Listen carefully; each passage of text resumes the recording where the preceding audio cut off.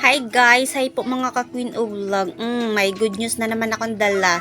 Alam nyo ba sa pagpo-post ng picture tapos mga text ay may earnings tayong makukuha? Malaki yung earnings, lalo na pag sipag ka mag-post. Yan yung kinagandahan dito sa Facebook. Nagkaka-earnings tayo. So, sa mga mahilig yan mag-picture-picture or whatever, post nyo na yan.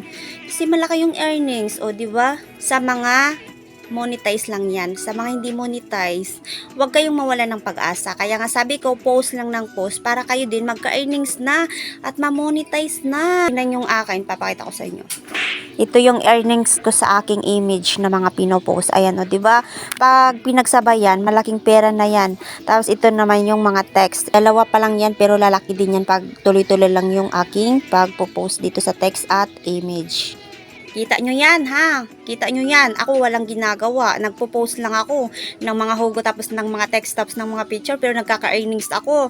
Naiipon yan, no? Pag naipon yan, malaking sahod yan.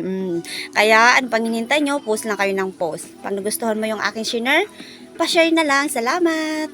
Kaya dyan sa mga hindi pa monetize, what are you waiting for? Magwaki-waki ka na din, post lang ng post.